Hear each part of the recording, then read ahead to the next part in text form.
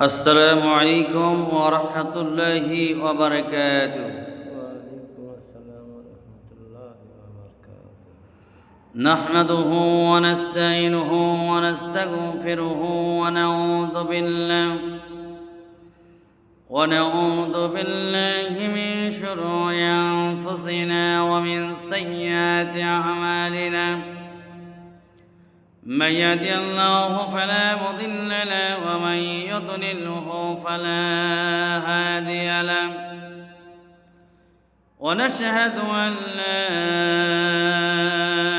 إله إلا الله وحده لا شريك له. ونشهد أن سيدنا وحبيبنا ومولانا محمدًا عبده ورسوله الذي أرسله بالحق بشيرا ونذيرا وديا إلى الله بإذنه وسراجا منيرا. فقد قال الله تعالى في كلامه المجيد وفي فرقانه الحميد: أعوذ بالله من الشيطان الرجيم.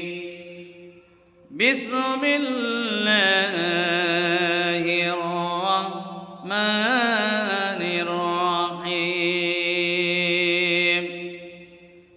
إن الله وملائكته يصلون على النبي يا أيها الذين آمنوا صلوا عليه وسلموا تسليما. اللهم صل على محمد وعلى آل محمد كما صليت على إبراهيم وعلى آل إبراهيم إنك حميد مجيد. اللهم بارك على محمد وعلى آل محمد كما باركت على إبراهيم وعلى آل إبراهيم إنك حميد مجيد. হাজারো ব্যথা বেদনার পরে, হাজারো ব্যথা বেদনার পরে ফিরে আসনি তুমি আপন ঘরে।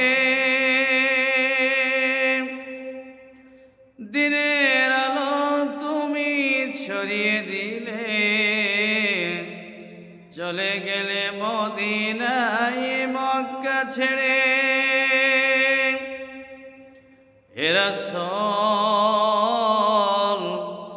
তোমাকে ভুলি আমি কেমন করে। হে রাসূল তোমাকে ভুলি আমি কেমন করে। সাদ্দাকদা ইয়া রব্বানা।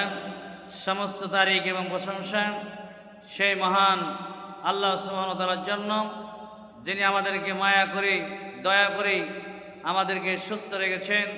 সেই মহান মনিবের দরবারে শুকরিয়া আদায় করি আলহামদুলিল্লাহ। তথাপি তার প্রিয় হাবিব সাইয়্যিদুল মুরসালিন খাতামান নবী বিশ্ব নবী জনাব মুহাম্মদ রাসূলুল্লাহ সাল্লাল্লাহু আলাইহি ওয়াসাল্লামের প্রতি লাখ লাখ কোটি কোটি দরুদ ও সালাম উদ্ভাসিত হোক। পবিত্র কোরআনুল কারীম থেকে আমরা এখন আলোচনা শুরু করব ইনশাআল্লাহ।